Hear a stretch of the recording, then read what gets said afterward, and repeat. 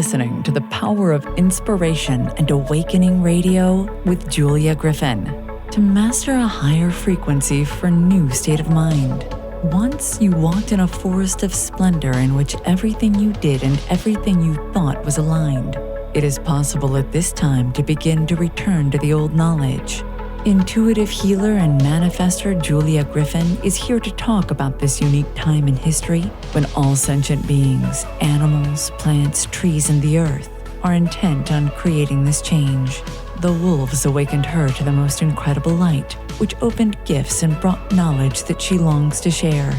You are creators, and you are born to be creators of beauty, possibility, and joy. Join Julia on a journey into a beautiful and magical world where amazing possibilities exist. Let us help open the door. The Power of Inspiration and Awakening with Julia Griffin starts right now.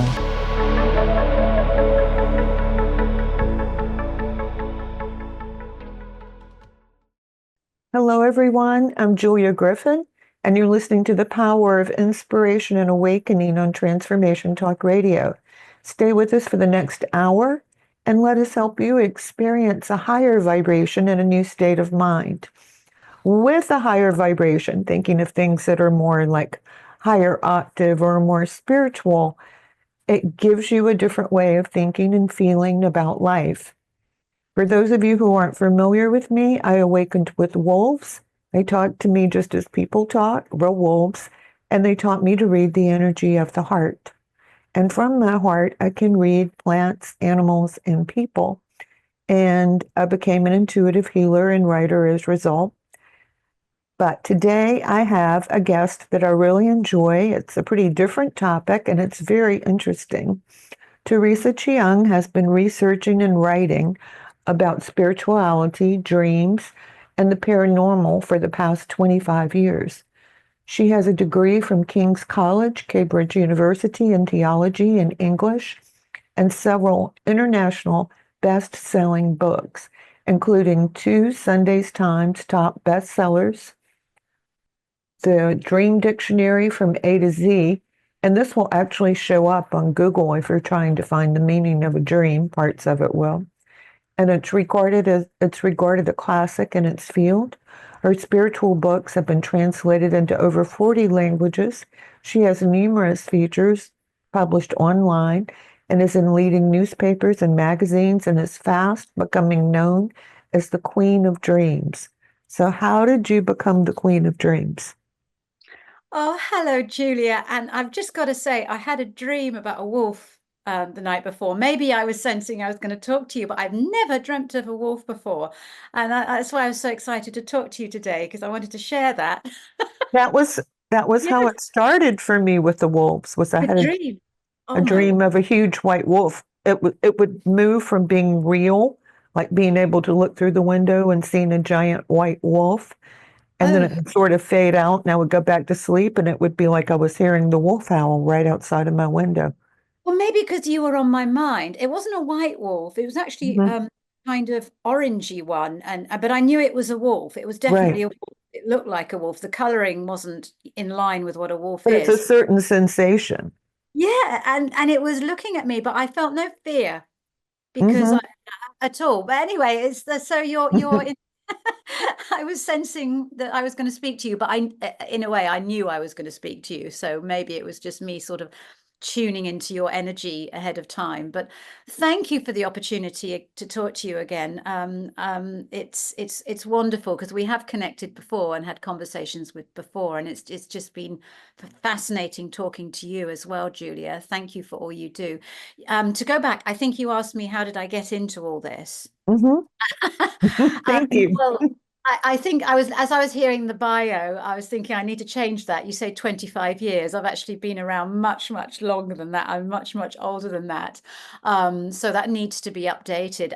But really, actually, I've been doing it all my life because I had the blessing, and some might say it's a curse. I don't know. Life is a mixture of both blessings and lessons. To be born into a spiritualist family, a traveling family, where dream decoding and tuning into energies and what is invisible and unseen, the possibility of life after death, all these cosmic self-help tools that are now very popular today. I was born into that, and it was just every day.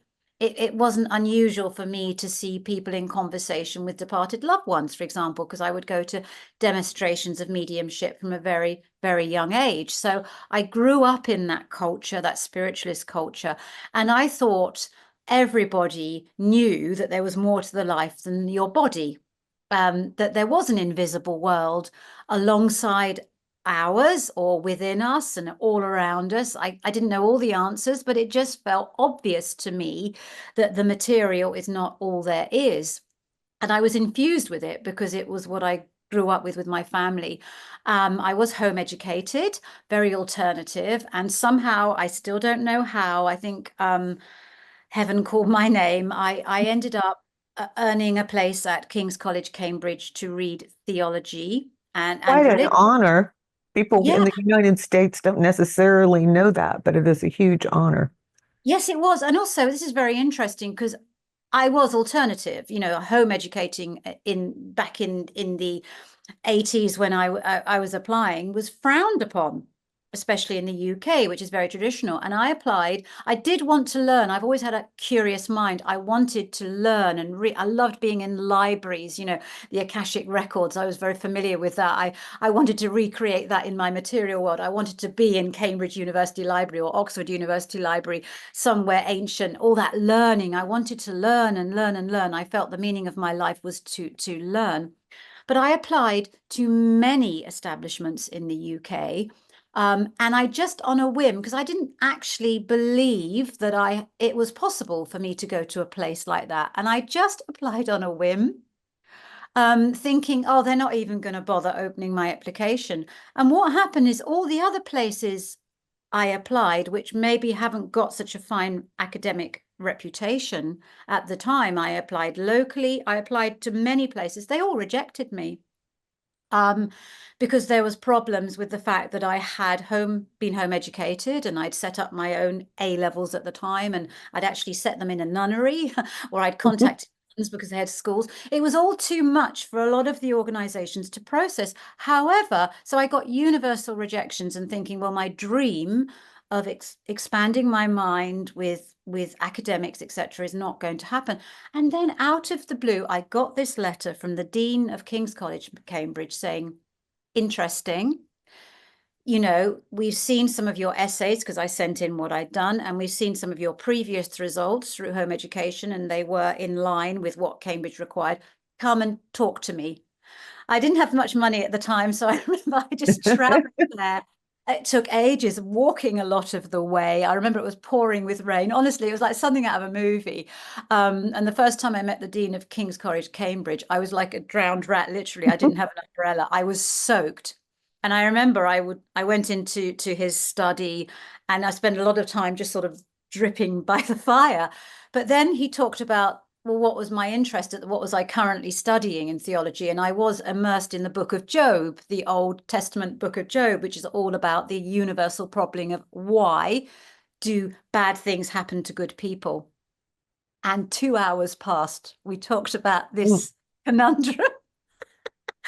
And then I left. It was a wonderful conversation. He showed me all around the wonderful King's College chapel where I heard the choir. And then I went home thinking, well, I've had a lovely connection. I don't think I'll get an offer. But I did get an offer. They said, if you get one more A level with a top A grade, because my other A levels were, you've got an unconditional place. I had 6 months then to cram and study. I did an A-level in history. I love the Tudor period, so I immersed myself in Henry VIII and just literally spent days and nights studying and studying.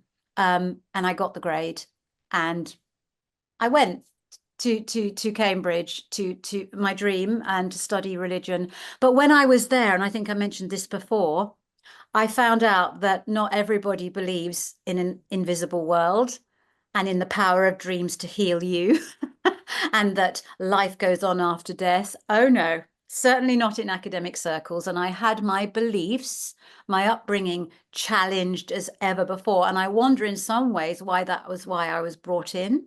because I brought this kind of perspective, and I looked at my peers. They came from very like Eton and traditional places. A lot of them were training to be priests. And I think actually the dean, being quite visionary, he thought, I'm going to be more inclusive here. I'm going to bring someone from a very diverse background because it's more enriching. And it was having wonderful debates.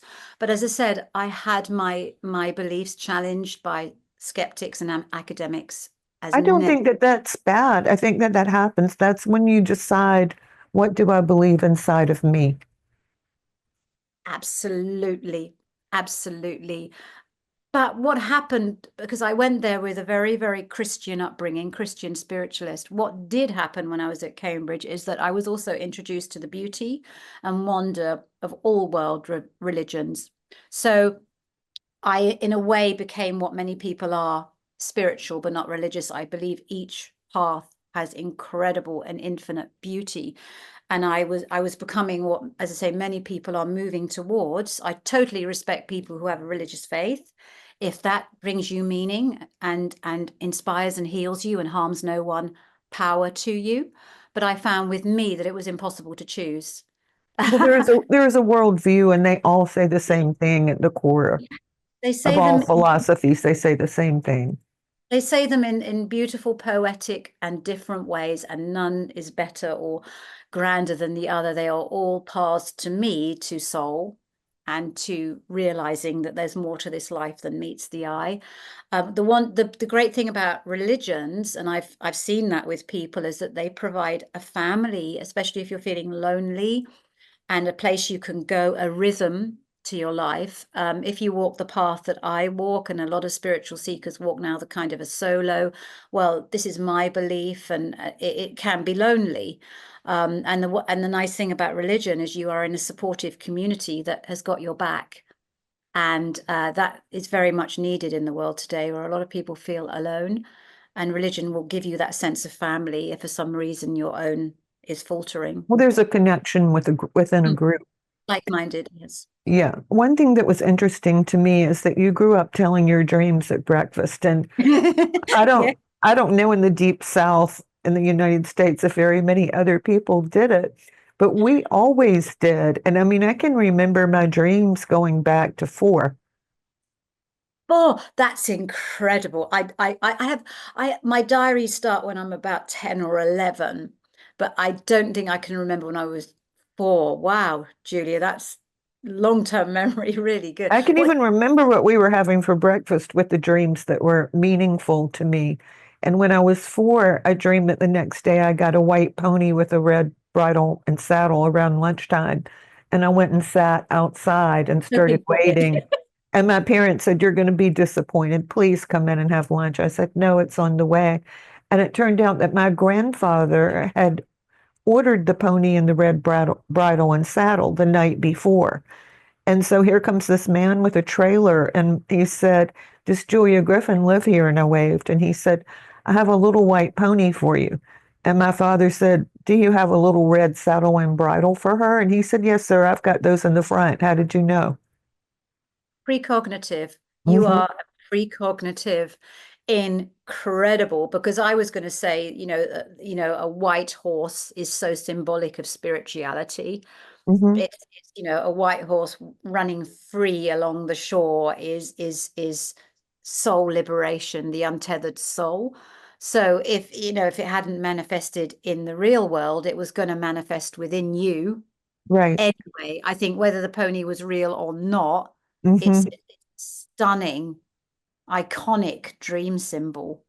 That anyone who dreams of a white pony or horse will wake up with joy and gratitude on their mind. Um, I but love it that I was so yeah, sure. It's like I still have dreams and I still have a lot of intuitions, and sometimes I just know I'm right. There are other times where I think I'll wait and see, and I think about who I was when I was 4 and how I absolutely knew. Because, as a child, and my parents were not spiritualists, they were Baptists, but, they would always say, "Are you sure?" That kind of thing, because so many things had happened that I had dreamed or I would see. it's that sense of knowing, and that actually with Yeah. all but I've worked with scientists and psychologists researching people who have clear sensing of the future, really enhanced intuition slash precognition, psychic abilities, and a defining marker of it is that just knowing, that it's just a calm that descends, and that and typically what happens is when you find you want to do something positive afterwards. It doesn't sit Definitely. in the head, it acts out in real time. That's a clear marker of a precognition that is about to manifest. It's Uh, energizing.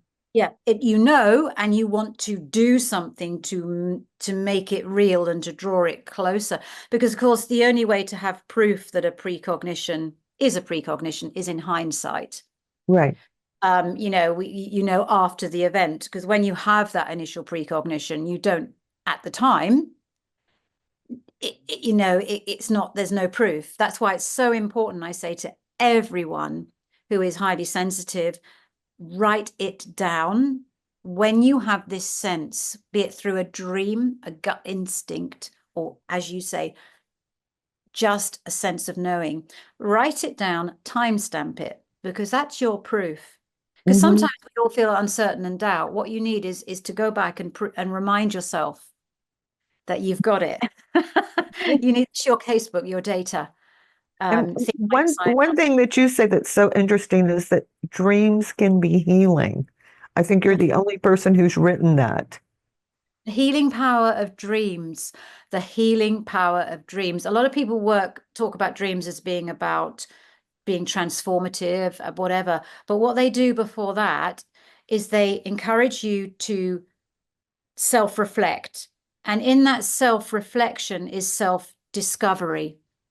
And in every self-discovery, you find areas of yourself that need healing. That's why if you have dreams about an injured bird or animal or a lost child or anything damaged and vulnerable, that is your dreaming mind urging you to tend to that part of yourself that this symbol represents and heal it. It needs healing. There's something inside you that needs healing and tending to.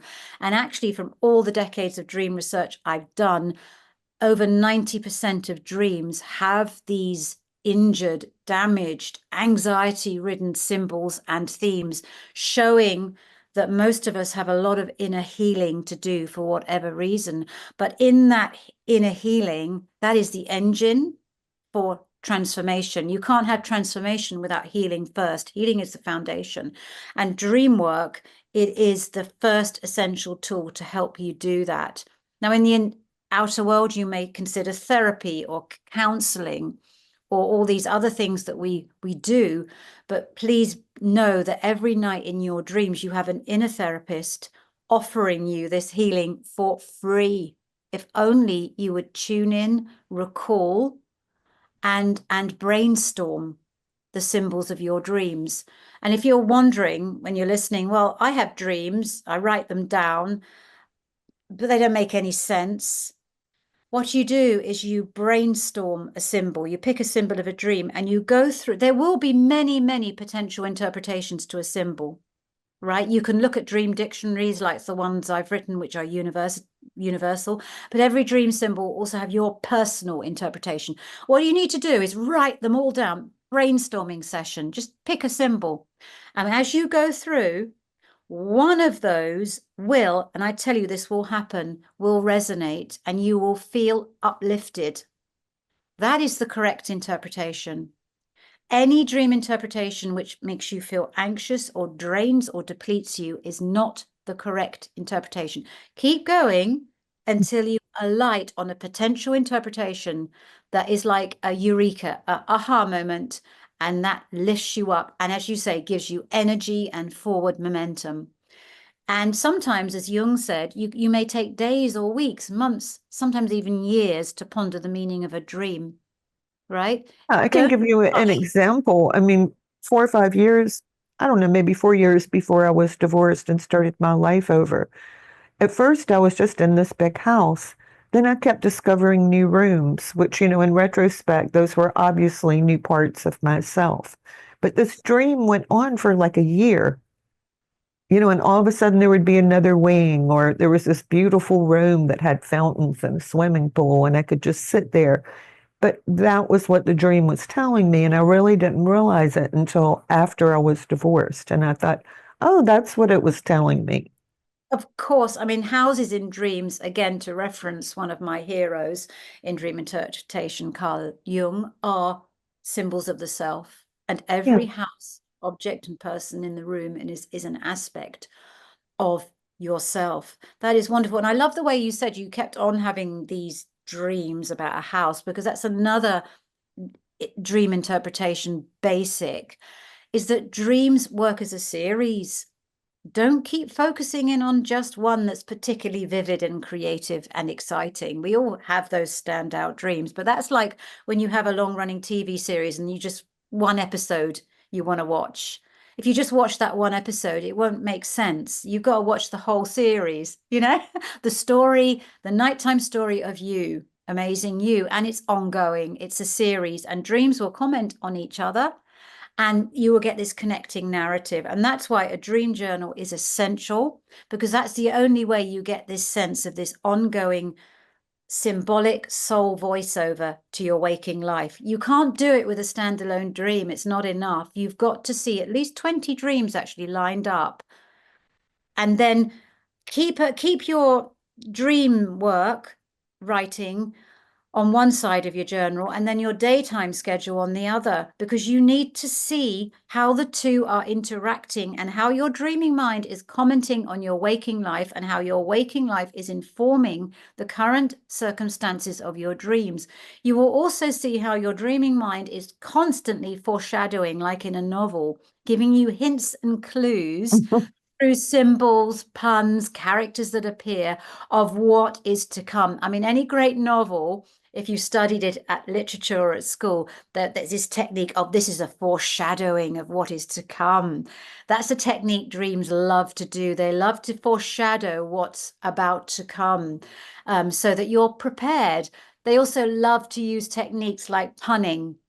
Dreams, I have a sense of humor, actually. I think we all get too serious in our dreams can sometimes be quite funny. For example, if you have a dream that, insects are all over you, it's what someone's bugging you in waking life. Find out who that is or what that is. Dreams also love pathetic fallacy. I always love that term in literature, which is when the weather it forms a backdrop to a character's mindset in a novel. For example, if there's a dramatic, emotional scene, it's always stormy outside in the movies, isn't it? The storm mirrors the character's inner turmoil. Your dreaming mind does exactly the same. I actually think the dreaming mind is a frustrated director, creator, artist. Well, not frustrated. Because we all get lost in life sometimes, and Yes. I will dream that I'm the age that I was when I lost certain parts of myself. So it's like, I'm lost. Where am I? I don't know how to get here. I don't know how to get there. Boy, this car is hard to drive, but I know what that is. Yes. Yes. I mean, and it's obviously because you are seeped in this personal and spiritual growth, and you are highly intuitive and precognitive.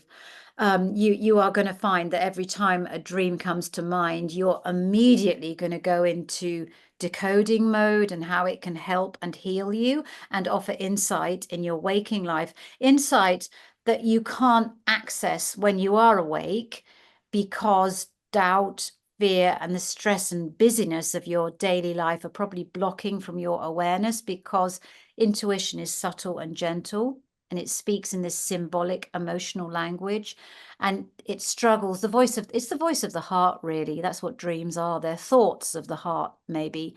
I tend to think that those lost parts are parts that as we evolve, we have to reincorporate or reintegrate. Because I've learned that working with patterns or problems, if you send love and light to that part of yourself, it gets better. If you just try to force it, like now I'm going to be type A and be completely different, it gets worse. No, you first of all got to forgive yourself and give compassion. That's the first step. I mean, people are all focused on the inner shift that needs to happen and the course correction. Yeah, that will come in time. But first, you can't do that unless you've understood why it happened, learnt the lessons, gained the wisdom, and then poured loads of compassion onto that part of yourself or that thing you did or said in your past that wasn't in line with the vision of your soul. Because, I do think we're on this earth to return to the blueprint of our soul. We come on this earth as a kind of school, and we're given challenges and tests and emotions and things that we've got to go through. And every time we feel sad or empty or lost, it's because we've turned away from what our soul's blueprint is, and the essence of love and joy that we is our home. And we need Hold to this up. We're going to have to go to break now, but we'll come back and talk about it more. So, everyone, I've been talking with Theresa Cheung about the fascinating world of dreams and how it can heal your life, and her books that she's written about this. She's offering some profound insights. So, come back and hear more about the dream cure, and we'll be right back.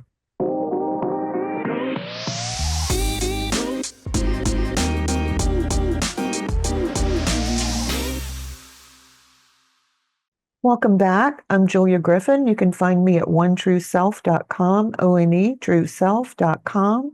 I'm talking with Theresa Cheung. She's quite well known in Great Britain. She's going to talk to us about dreams and the dream cure, and more about the symbols and the deeper meaning of dreams, not just the symbols. So stay with us for the next half hour. Before we start talking again, I do want to point out that Theresa is quite well known in Europe, that she's on news shows, radio shows. You tell us a little bit about it. Oh, thank you, Julie. Yeah, it really happened post the lockdown because I have been writing in this area for decades, but quietly, an invisible presence, really. And that's where I'm more comfortable writing my books. I'm kind of a natural academic researcher writer. But from about 2021 onwards, as we were coming out of the global lockdowns, there was this renewed interest in dreaming. And ITV this morning called me in out of the blue and said, "We'd like you to answer viewer calls about their dreams. We've got a copy of your dream dictionary. It's in all the bookshops here. You've been writing for decades. You got a degree from Cambridge. What's not? It's an experiment. Let's have a go." And I did it as a one-off, but I've now done 40 of them over the years. It's kind of become a regular thing. And then BBC radio, would you believe it? BBC radio stations, local radio stations, and some of the national radio stations, some of the hosts there, the iconic hosts, invited me on to talk about dream power. I had a whole episode with Nicky Campbell, who's one of the leading news people here. He interviews people. He has a show every morning on BBC 5 Live and BBC 2 where people call in. He gave me a whole hour on his podcast calling it The Night Poet. He was fascinated by his dreams, and it was just wonderful because I have longed for many decades to mainstream and normalize a connection to the inner world and what in our dreaming world, and what's, as I say, invisible and unseen. And here it was, I'd kind of manifested it. But typically, actually, it was I felt I was at the end of my career because I'd written nearly 100 books in this area. I had made my mark. I felt with books, and I was looking for other ways to do this. I started my own podcast, etc. But suddenly then I was having this media coverage on a national level, and things went a bit crazy for a while. It was wonderful, and it made me realize how people love to talk about their dreams. And now actually I still get call ups, to go and do it. We just do some dream decoding because it's a great 20 minutes on a radio show. It's fun. Right. You never know what people are going to say, what their dreams reveal. And what I've been trying to teach people through all these appearances is basic dream decoding tips. And most important of all, to stop them fearing their dreams or thinking that their dreams just happen to them and they have no influence over them. I want people to know that dreams are created by the dreamer, for the dreamer, and everything in the dream is about you and how you can have a more happy, fulfilling life. And even nightmares should not be feared but adored, because nightmares show you that something about your current mindset isn't working. If you carry on thinking, feeling, doing, and saying what you're currently doing, what a nightmare is saying is you are attracting or manifesting a future that doesn't look positive for you. However, I've shown you that now. I've given you a foreshadowing. Change. I'll give Change. you a good example of that.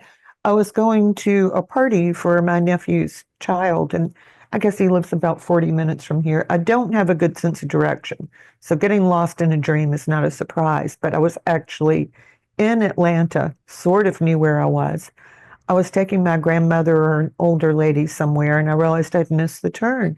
So I could see where they were making a subdivision, and there was a dirt road. I drove up there, and the car fell off into a ditch. So all of a sudden, I'm like, I hate this dream. Why do I always have these weird dreams? And then I thought, wait a minute. If you know you're dreaming, then you can change the dream, right? Yes. So I decided, let's start it over. So I'm dreaming, I'm going past the road, and I'm saying, no, I'm not going to stop there. Well, 2 days later, I go to this party, and it's a turnaround. Well, it has 3 different roads with the same name. I take the right one, just like I did in my dream. Then I keep going. Then I'm looking for a place to turn around. I've gone too far. And it's like everything starts to look the way it looked in the dream. So it's like, okay, I won't go to the right. So I drove a few miles, turned left into a very flat subdivision, turned around, went the other way.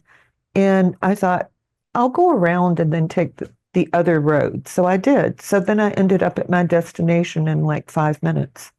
Wow, incredible. I love Mhm. it. There's so much to unpick there, because what you're talking about there is lucid dreaming, knowing you're dreaming when you're dreaming. Right. Also, I'd love to, after I've talked about that, I'd love to talk about the symbolism of being lost and why that's so powerful and so illuminating if you have that dream, which many people dream that they're lost. But first of all, lucid dreaming is awesome. We all probably had it when we were a child now and again. You're in a dream and suddenly you know this isn't real. Mm. This is the material world. Well, I think it's real. This isn't the material world. This is the dream world. And when you know that, you can actually start calling things into the dream and shaping the content of the dream to an extent. I mean, Mhm. people think that lucid dreaming is rigidly controlling a dream. And I always compare it to the ocean.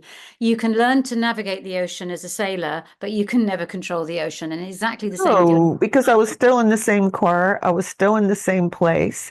I just chose not to take a turn.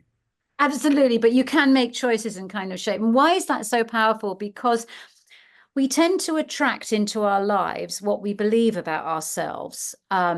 But often in waking life, we don't really know what our real belief about ourselves. We may tell ourselves we're doing great and we're this kind of person, we're that kind of person. But if deep down at an unconscious level, we don't really believe that, we don't believe we're worthy or enough or we deserve whatever we want in our life. Deep down, if we don't believe it, that's why we don't necessarily always attract it. What the dreaming mind shows you is you're deep down, right at the heart, the core of you, what you truly believe, beliefs that you've probably repressed or denied or not admitted to in your waking life. But in the dreams, you get up close and personal with your core beliefs. And that's why lucid dreaming is so powerful, because it offers you an opportunity, first of all, to see that core belief, but then to understand that you can change it at a very deep level. If you can change what's happening to you in the dream state, if you can dream about what you want to manifest in your waking life, I am telling you, you are so close to it happening. Because if you can do that deep down shift in your beliefs, your brain doesn't know the difference. It thinks you are believing it, truly believing it. Your brain Right. doesn't often know the difference between dreaming and waking. It truly doesn't. So if you can dream it, it's an awful cliche, you can do it because you've shown that you believe it's possible. And Hmm. when you believe something's possible for yourself, that's when manifesting magic happens. Too many of us have our goals, but we don't deep down believe it's possible. That's why if you do become conscious in a dream, take advantage of it. But whether you become conscious or not, dream work will help you show that you can start healing, transforming, and shifting those deep down beliefs, because you need to know what those beliefs are. You need to really face your fears and your uncertainties, and you can do that in the dream state. And And I then the think other, part of it too is being an intuitive. You feel a direction, but you don't know what's going to happen as you pursue the direction. absolutely, absolutely. And this ties in with what you were saying. You were dreaming about being lost, and that is one of the most common dreams. Actually, it's in the top 10 of dreams. And I actually always say to people, don't. You said you hate that dream, and that's understandable. People like to know where they're going, but in life, the greatest leaps of faith and moments of transformation and invention happen when people are feeling lost and they're asking questions. Unfortunately, certainty and answers has a way of shutting down possibility. The Hmm. brain actually fires more when you have questions than when you have answers. Your brain slows. But when you have questions and you don't know and you're uncertain, your brain kickstarts. It comes alive. So in a way, our life should be a constant questioning rather than here's the answer. So dreaming about you're lost is wonderful, because you can't find yourself unless you're lost first. So being lost, but it's in that growth, because when you're lost and you don't know is when the growth happens. Growth doesn't happen when you know everything. And when you're, And it's that way with intuition. Every time you grow, it's a new level of intuition, and you don't know if you're right or not. yes, yeah, you will only know if you're right after the event. All Exactly. you can do is follow that belief that you are doing what is right for your heart and your soul. And when that feeling comes, follow it, and you will know when it comes. It's calm, it's clear, it doesn't debate, it doesn't drag you down, it doesn't self-harm you, it isn't critical, it isn't judgmental, it just is. And more of us have those moments of inner calm in our lives, the better our lives will be. Unfortunately, we don't allow ourselves time. But starting your day by writing down your dreams is one way to set the tone for your day ahead as well, and say, look, I'm prioritizing the messages of my inner wisdom, my intuition. First thing, I'm setting the scene. It's like putting the key in the engine of a car, or it starts off everything We should right. probably tell people when I haven't been remembering my dreams, I can at least remember a few things. The And if you, feelings. right, right. Just focus on if you can't remember your dreams, it happens to us all. Actually, I'm going through a bit of a period of poor dream recall at the moment, and in my role as a dreamer coder, that's always quite alarming. But I've learned to calm with it. It happens in periods of life because there's a lot going on for me personally at the moment, and I write about this in the dream recall, dream cure, and because my waking life is quite stressful. When waking life is quite stressful and you have to be focused on the material, what tends to happen is your dream recall will suffer, because the demands of the working world have got so extreme, the balance has shifted. Because inner peace actually is when you have a balance between your inner world and the outer world. You can go too much the other way, and sometimes people in our movement, it's all the inner world, and that's not healthy either, because then you are literally away with the fairies and you lose your grounding. You need to balance. I'm in the material world for a reason, because I've got to learn and grow and be practical and grounded. But I've got to balance that. It's 50-50. And An easy example is a garden. Of course, if I focus on plants and see them growing, they're going to grow better. But I still have to fertilize them, weed them, and water them. absolutely beautiful metaphor. Thank you.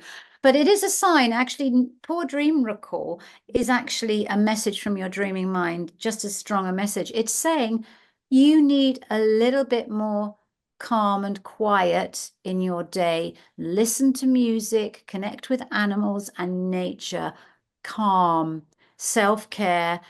And then when you do that, read something that takes you away, read some fiction or poetry, or admire art, listen to great music that gives you goosebumps. a bit more of that during the day, even if it's just pockets of time, inner calm where you check in with your breath, your heart rate, your gut, more of that during the day. And if you need to correct the balance because stress, material world has got too demanding I and can it's feel my body calm down when you were just saying that. yeah, and Yeah, we don't it's do like it. that was immediate.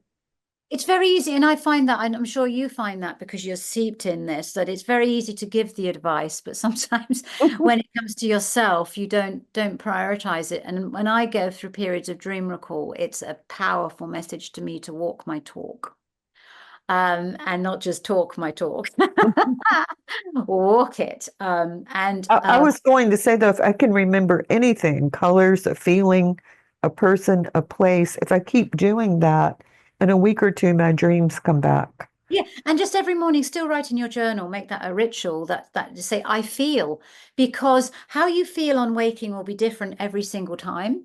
And I'm telling you, how you feel will have been inspired by a vision in a dream, because it's not that you're not dreaming. Brain scans show you dream at least 5 or 6 times every single night. You just aren't recalling them. You've got into the habit of not recalling them, or as I say, stress is drowning out that ability to recall. But sometimes some medications as well can drown out dream recall. So if that's the case, I say to people who are suffering from, chronic poor dream recall, daydream. Mhm. Daydreaming is just another way to dream. It really is. It's kind of almost it's conscious dreaming because your body is awake. But daydreaming and going to that liminal state, in a meditative state, is another way to dream. And it's a very powerful way to dream, allowing your mind to wander and daydream, if your dream recall is poor, can again correct that balance. And so much of this is about really exploring a part of ourselves that's generally hidden in the Yeah. world. If the thing is, we hide what is the most important part of ourselves, and it's all that's left when our time comes to leave this earth, because that's the part of ourselves that we will remember in our final moments, and which the people in our lives will remember. They will remember our essence, our spark, our energy. They won't remember that we did this, we did that, we wrote that, we achieved that, we had X amount in the bank. Yeah, that may be temporary for people, but in the long run, it's your essence, your spark, and your spirit, whose lives you've touched. And personally, it will be looking back on your life with as few regrets as possible. That's what really matters at the end of the day, and that's the part of you, your essence, your spark, your source, your spirit, your soul, whatever word you want to give it, that based on the writing and research I've done and the people I've worked with, I believe that's the part of you that does go on I after think body. I think too I should come around and make a circle. When you live with a wolf, when they bond with you, you start to dream with them at night. Dreaming with the wolves, I love that. Dreaming with the wolves. And as I said, thank you, Julia, for sending me a wolf-shaped dream. It's giving me, when my dream recall had been pretty poor in the days running up. Thank you for that. Because it's given me a lot of symbolism to ponder, and it's Well, you given know, my brain fuel, spiritual fuel. A powerful symbol like that, because there are books and movies, documentaries about wolves and the power. There's so much to learn about these curious, amazing, mysterious creatures who come out at night, and howl to the moon. You they, know, they say that they send a message of creation all around the earth and that yeah, the whales and the dolphins sing with them. And so they're asking us to create a higher version of life. But it is so odd that if a wolf sleeps in your room and you've bonded, you can actually feel yourself merging with their spirit when you dream. I've never had that wonderful experience. I mean, I love animals. They're a part of my life. Dogs and cats, though, is where it's been. And I know that I've bonded with their energy.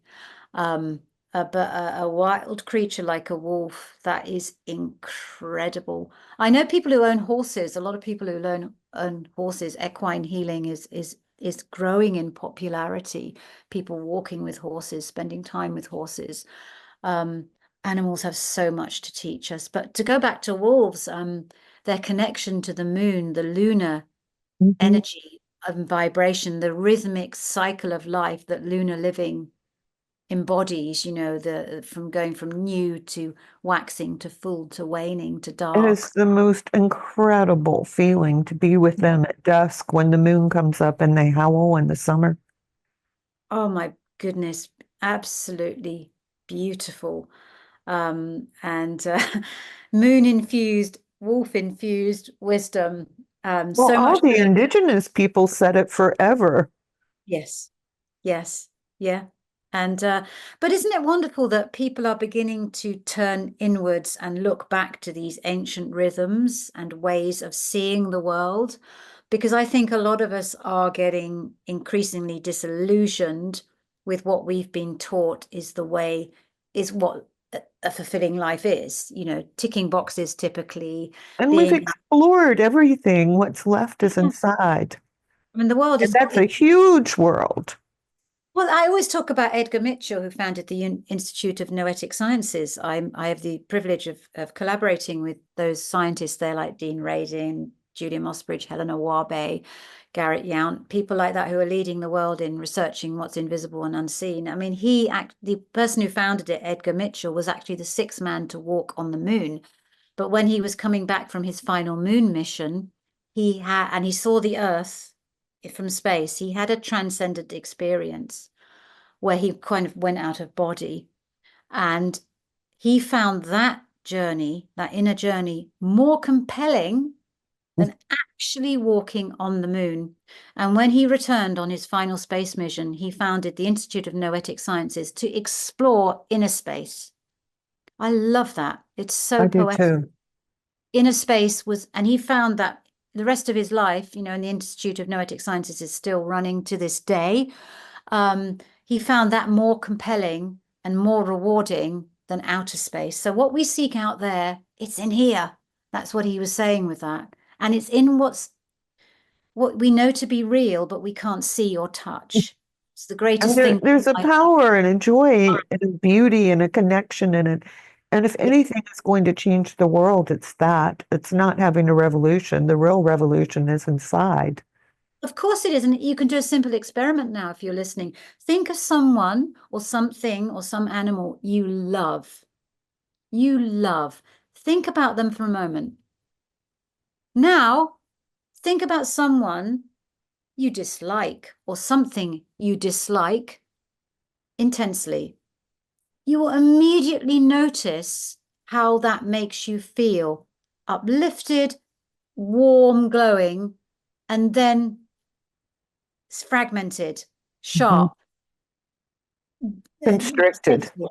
That's the power of the unseen. Um, we've got that power within us all the time. And we can consciously direct that power. And I would suggest if there's someone that you actively dislike for whatever reason or something, send some love to it and notice how that creates an inner shift in you. It's like almost like a prayer. Nobody needs to know. This is an invisible thing that's happening within you. But doing that actually is extremely healing, not just for you, but for the person you're directing that healing for, because they will I, pick it up on some level.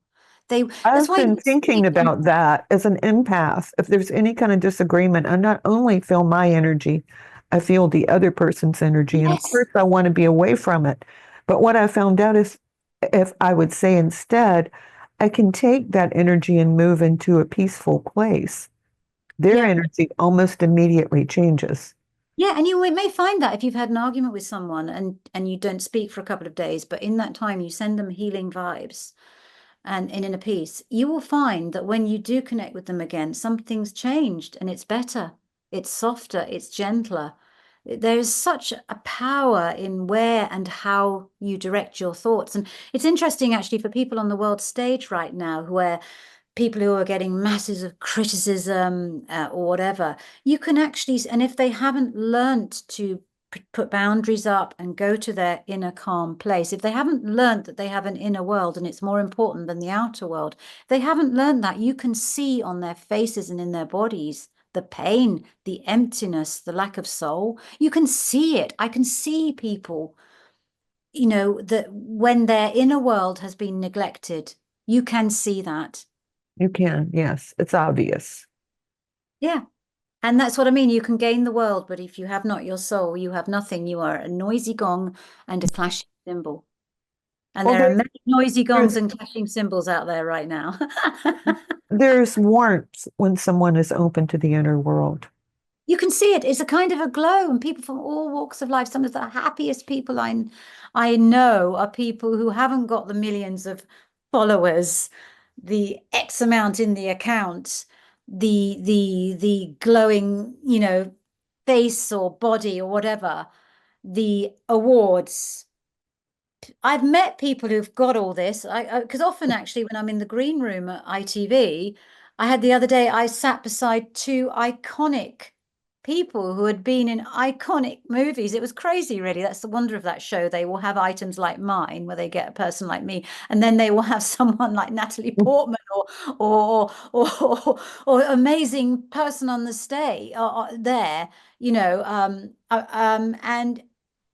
and you can tell when that person is calm and content and joyful, and when they are torn.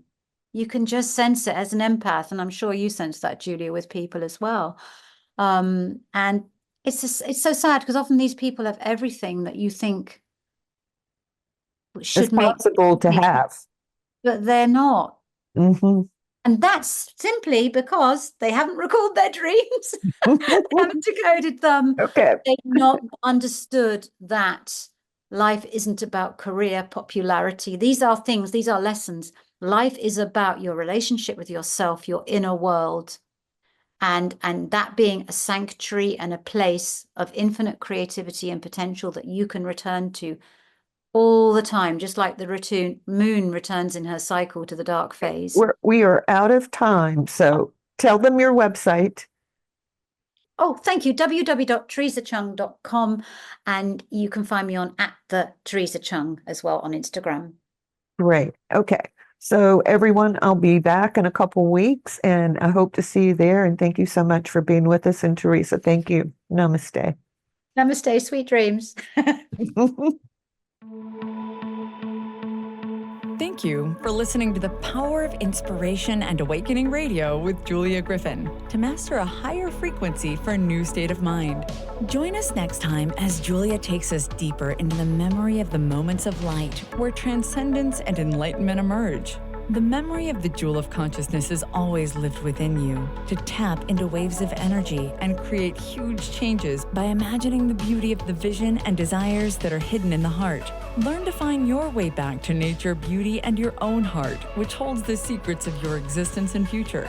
To discover more about Julia's adventures, animal communication, and the teachings she brings to every show, visit onetrueself.com. That's onetrueself.com. That's ONE, trueself.com.